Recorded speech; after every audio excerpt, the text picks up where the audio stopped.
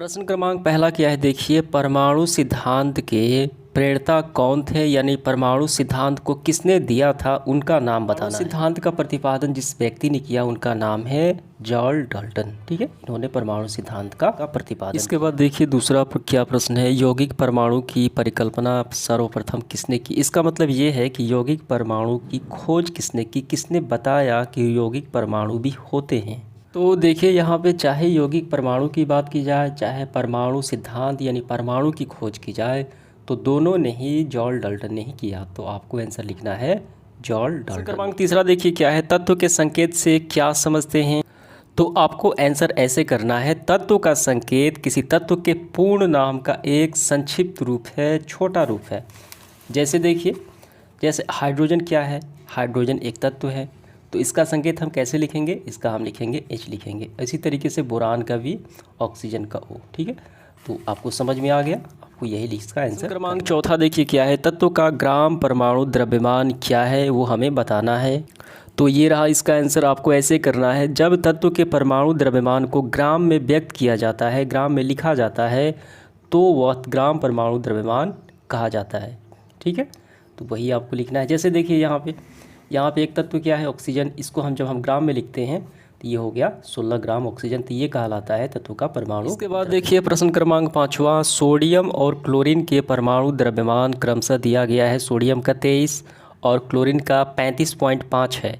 तो क्या करना है हमें, सोडियम क्लोराइड यानी NaCl का सूत्र द्रव्यमान क्या होगा, यानी हमें इसका निकालना है, नमक का निकालना है। आइए इसका आंसर करते हैं। देखिए सोडियम और क्लोरीन, तो सोडियम का परमाणु द्रव्यमान 23 है यहाँ पे, और क्लोरीन का कितना है 35.5 हमें निकालना है सोडियम क्लोराइड यानी NaCl, नमक का निकालना है। तो क्या करना होगा, सिंपल तरीके से दोनों को जोड़ देना होगा। तो देखिए 23 प्लस कितना है 35.5। ठीक है, यहाँ पे 5 और 3 हो गए 8, 3 और 2 हो गए 5, और ये पॉइंट, ठीक है 58.5। और ये क्या है, तो ये देखिए परमाणु द्रव्यमान है, तो AMU लगाना होगा, एटॉमिक मास यूनिट। ठीक है, तो ये आपको समझ। इसके बाद देखिए 6 नंबर क्या है, कैल्शियम का परमाणु द्रव्यमान 40 है और कैल्शियम कार्बोनेट का आणविक द्रव्यमान 100 है। कैल्शियम कार्बोनेट में कैल्शियम का प्रतिशत हमें निकालना है। काफ़ी सिंपल सवाल है ये। यहाँ पे देखिए तत्व की प्रतिशत मात्रा, यानी जिस तत्व की प्रतिशत मात्रा निकालना है उसका फॉर्मूला होता है तत्व का भार बटे यौगिक का भार। हमें निकालना है इस पूरे में कैल्शियम का, तो यहाँ पे तत्व कौन सा होगा, कैल्शियम की प्रतिशत मात्रा और कैल्शियम का भार यानी तत्व का भार, जिसे निकालना है। देखिए कैल्शियम का भार 40 है और यौगिक का भार किसमें से, ये पूरा यौगिक है कैल्शियम कार्बोनेट, तो ये होगा नीचे यानी 100 होगा और गुणा 100 हो जाएगा। ठीक है, तो ऐसे होगा Ca। ठीक है, इसकी प्रतिशत हमें निकालना है, इक्वल टू तत्व का भार देखिए कितना है, ये 40 है, यौगिक का भार कितना है 100 है। ठीक है, और इंटू 100 से 100 कैंसिल आउट हो गए, तो कितना बचा, ये बचा 40, और ये क्या है 40% में, तो ये निकल के आ गया 40%। ठीक है, समझ में आ गया आपको कैल्शियम का। तो कैल्शियम का प्रतिशत कितना है टोटल में कैल्शियम कार्बोनेट में 40। इसके बाद हम लोग देखेंगे 7वां प्रश्न, परमाणु क्या है ये बताना है। तो इसका आंसर हमें यहाँ से करना है, डाल्टन के परमाणु सिद्धांत के अनुसार सभी पदार्थ अति सूक्ष्म कणों से बने होते हैं। ये कण अविभाज्य होते हैं, न बंटने वाले होते हैं, जिन्हें परमाणु यानी एटम कहा जाता है। तो ये रहा कैल्शियम नाइट्रेट और इसका अणुसूत्र ये रहा। ठीक है, तो इसका हमें आंसर ऐसे करना है, किसी तत्व के परमाणु में दूसरे तत्व के परमाणु के साथ संयोग करने की प्रवृत्ति या क्षमता होती है। किसी तत्व के परमाणु की इसी प्रवृत्ति को तत्व की संयोजक क्षमता या संयोजकता कहा जाता है, बैलेंसी कहा जाता है। ठीक है, समझ में आ गया, बस यही। इसके बाद 10वां प्रश्न देखिए, आयन क्या है। तो आयन की परिभाषा हमें यहाँ से करना है, कुछ यौगिक आवेशित कणों के बने होते हैं, आवेश युक्त ये कण आयन कहलाते हैं। बस हो गया, ये 2 प्रकार के होते हैं, पहला धनायन और दूसरा ऋणायन। इसके बाद देखिए 11 नंबर प्रश्न में क्या करना है, हमें निम्नलिखित के रासायनिक सूत्र लिखना है। पहला है कैल्शियम क्लोराइड, दूसरा है एल्युमिनियम नाइट्रेट। तो देखिए यहाँ पे पहला क्या है कैल्शियम क्लोराइड CaCl2 और दूसरा है aluminium nitrate AlNO3 Holt wise. ठीक है, इसके बाद 12 नंबर प्रश्न देखिए क्या है, अमोनियम क्लोराइड में उपस्थित तत्वों के नाम लिखना है। अमोनियम क्लोराइड में जो तत्व भाग लिए हैं उनका नाम ही बताना है हमें। तो इसका सूत्र होता है NH4Cl। तो देखिए कौन से तत्व है, पहला है नाइट्रोजन, दूसरा है हाइड्रोजन और तीसरा है क्लोरीन। ठीक है, बस इनके नाम ही लिखने हैं। आपको ये फार्मूला लिखना है और उसके बाद नाम लिख लेना है। इसके बाद देखिए 13 नंबर प्रश्न क्या है, ऑक्सीजन परमाणु के 1 मोल का द्रव्यमान क्या है वो बताना है। तो देखिए यहाँ पे ऑक्सीजन के परमाणु में यानी 1 मोल ऑक्सीजन का द्रव्यमान हमें पूछा गया है। तो सीधे सीधे आपको यही समझना है कि 1 मोल द्रव्यमान का मतलब होता है ऑक्सीजन का परमाणु भार। तो ये कितना हो जाएगा, तो ये हो जाएगा O का ये 16 हो जाएगा, क्योंकि परमाणु भार ही होता है 1 मोल द्रव्यमान।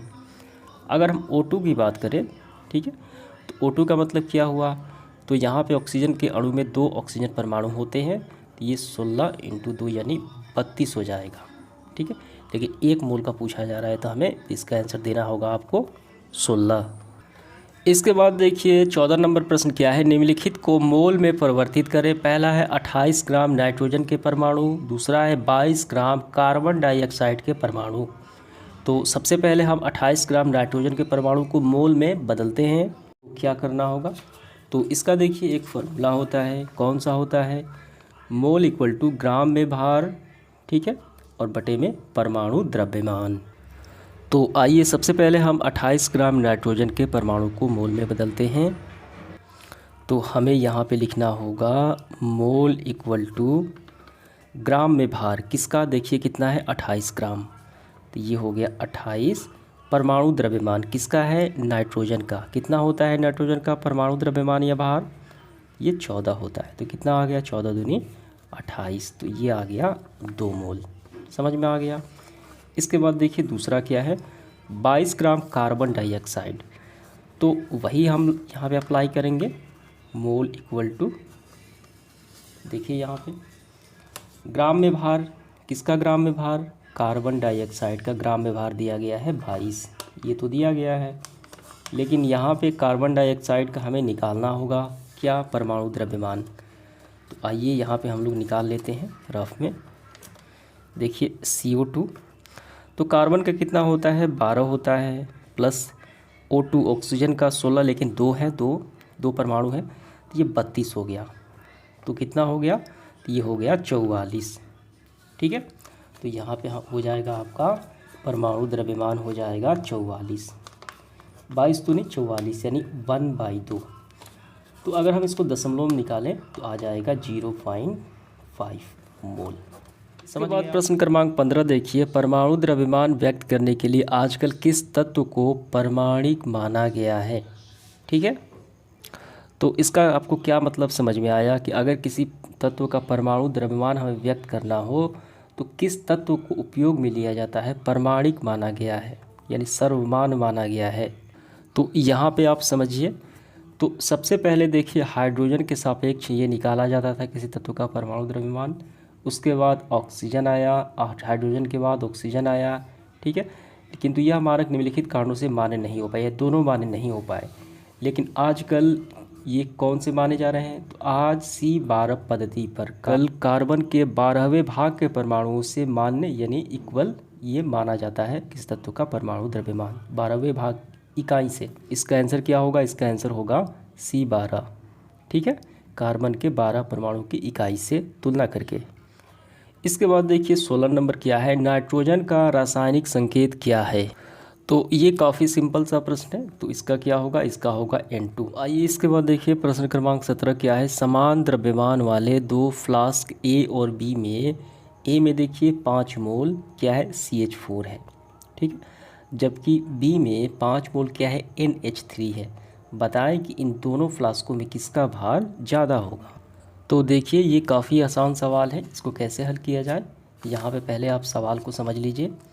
समान द्रव्यमान वाले 2 फ्लास्क A और B, ठीक है, समान द्रव्यमान है मतलब इसमें 5 मोल है, इसमें भी 5 मोल है। A इसका नाम है, AB नाम है, ठीक है, लेकिन द्रव्यमान क्या है, समान है। ठीक है, अब इसके बाद देखिए ये क्या है, ये है मीथेन CH4 और ये क्या है, ये अमोनिया है। फ्लास्कों में किसका भार ज़्यादा होगा। तो यहाँ पे 5 मोल ये है, 5 मोल ये है, तो ये तो बराबर दिख रहा है। लेकिन हम अब कैसे देखें, तो इसका हम परमाणु भार निकालेंगे, जो तत्व शामिल है परमाणु द्रव्यमान निकालेंगे। तो यहाँ पे देखिए CH4 का निकालें हम, CH4 का। कार्बन का कितना होता है, कार्बन का होता है भार 12 होता है, प्लस हाइड्रोजन का भार लेकिन 4 है, ये हो जाएगा 4। 12 और 4 कितना हो गए, तो ये हो गए 16 AMU, ठीक है, परमाणु द्रव्यमान। अब इसके बाद अमोनिया का निकालते हैं, यहाँ पे NH3। नाइट्रोजन का परमाणु भार कितना होता है, 14, प्लस हाइड्रोजन का 1, 3 से गुना होगा तो 3 होगा। 14 और 3 कितने हो गए, 17 AMU, ठीक है। यहाँ पे 16 AMU, यहाँ पे 17 AMU, तो एक इसमें अधिक है, तो इसका मतलब इसका भार अधिक है, किसका, अमोनिया का भार अधिक है। समझ में आ गया आपको। चलिए देखते हैं इसका अगला प्रश्न। इसके बाद देखिए प्रश्न क्रमांक 18 क्या है, CH3COONA। इस कौन सा ये है पदार्थ है, इसका नाम है सोडियम एसीटेट।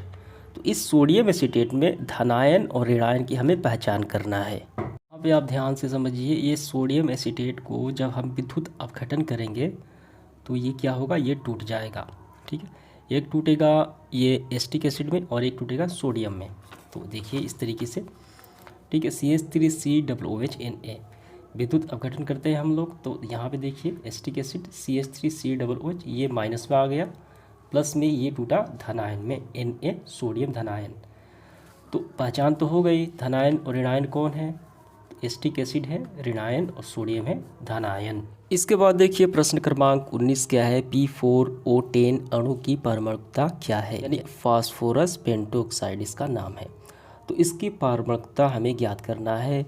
जब परमाणुकता की बात की जाए तो हम यहाँ पे किसी तत्व या यौगिक के पूरे परमाणुओं की संख्या को लिखते हैं। तो देखिए यहाँ पे पहले आप समझिए, परमाणुकता किसी पदार्थ में तत्व या यौगिक दोनों शामिल हैं कि एक अणु में उपस्थित परमाणुओं की संख्या यानी कुल परमाणुओं की संख्या ही कहलाती है, परमाणुकता कहलाती है। जैसे देखिए यहाँ पे हाइड्रोजन में कितने हैं, H2, तो ये संख्या हो गई 2। जल में कितना है, 2 यहाँ पे और 1 यहाँ पे, तो 1 3 हो गया। अमोनिया के देखिए यहाँ पे 1 है और यहाँ पे 3 है, तो 3 कितना 4 हो गया। हमें यहाँ पे क्या निकालना है, देखिए फास्फोरस का कितना है 4 है और यहाँ पे ऑक्सीजन का 10 है, तो 4 + 10 कितना हो गया, ये हो गया 14। समझ में आ गया आपको। तो इसकी परमाणुकता हो गई 14। इसके बाद देखिए प्रश्न क्रमांक 20वां क्या है, आवेश युक्त परमाणु या परमाणुओं के समूह को क्या कहते हैं। काफ़ी आसान है, इसका आंसर आपको लिखना है ऐसे, पॉली एटॉमिक आयन। क्या लिखना है, आयन, पॉली एटॉमिक आयन। आवेश युक्त परमाणु हो या परमाणुओं का समूह हो, ये पॉली एटॉमिक आयन ही कहलाते हैं। इसके बाद देखिए कौन सा 21 नंबर सवाल, किसी तत्व के परमाणु की संरचना यानी स्ट्रक्चर के अध्ययन जब हम करें तो किस माइक्रोस्कोप का हम प्रयोग करते हैं। देखिए यहाँ पे परमाणु का साइज इतना छोटा है कि हम नहीं देख सकते हैं, तो इसके लिए हमें माइक्रोस्कोप का मदद लेनी पड़ती है। कौन सा है, पहला माइक्रोस्कोप है स्केलिंग इलेक्ट्रॉन माइक्रोस्कोप, दूसरा है इलेक्ट्रॉन टेलरिंग माइक्रोस्कोप। ये 2 है, इन दोनों के नाम आपको लिखना है। इसके बाद इस सेशन का आखिरी सवाल देखिए 22 नंबर, ऑक्सीजन परमाणु के 2 मोल का द्रव्यमान कितना होगा। तो काफ़ी आसान सवाल है ये। देखिए ऑक्सीजन परमाणु के 2 मोल का हमें द्रव्यमान पूछा गया है। तो एक का कितना होता है, एक का होता है 16, जो परमाणु द्रव्यमान यानी अणुभार कहलाता है, लेकिन यहाँ पे 2 मोल है तो O2 है, इसका मतलब 16 दूनी 32, इसका भार हो जाएगा 32 AMU, 32 AMU atomic mass unit. तो उम्मीद करता हूँ आपको सारे सवाल अच्छे से समझ में आ गए होंगे। इसके बाद हम लोग देखेंगे लघु उत्तरीय प्रश्नों को अगले वीडियो में। धन्यवाद।